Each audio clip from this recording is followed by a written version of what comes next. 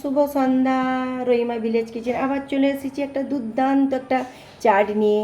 আজকে আমি আপনাদেরকে ম্যাগি চাট করে দেখাবো। দেখুন, আমি কড়াই সাদা তেল দিয়ে দিয়েছি, মোটামুটি তেলটা গরম হয়ে গেছে। এর মধ্যে আমি ম্যাগি দিয়ে দেবো। ম্যাগি দিয়ে হালকা আঁচে আমি ভেজে নেবো এটা। দেখুন আমি চাটটা কেমন করে বানাচ্ছি, আপনারা দেখবেন, দুর্দান্ত ওই বর্ষার ওয়েদারে খেতে লাগবে। আমার ম্যাগিটা দেখুন বাদামি কালারের মতন ভাজা হয়ে গেছে।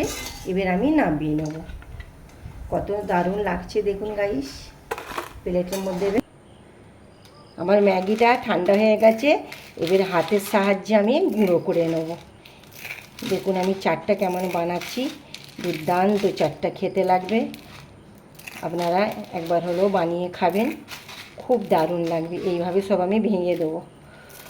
এবার ম্যাগি ভাজাতে আমি পেঁয়াজ কুচি দিয়ে দিলাম, টমেটো কুচি দিয়ে দিলাম, শসা কুচি দিয়ে দিলাম, আর কাঁচা লঙ্কা দিয়ে দিলাম। দিয়ে ভালো করে আমি এগুলো বিট লবণ দিয়ে দেবো। বিট লবণ দিয়ে ভালো করে আমি মাখিয়ে নেব। আর দেব চাট মশলা। চাট মশলাটা অবশ্যই দেবে। ম্যাগি মশলাটা দুর্দান্ত খেতে লাগবে। ম্যাগি মশলা মাখানো আমার রেডি।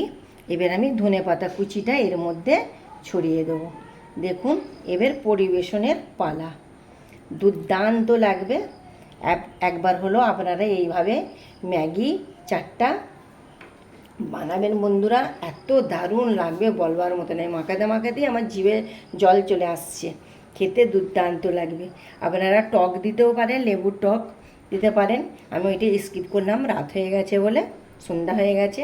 আপনারা লেবু রস দিয়েও পরিবেশন করবে।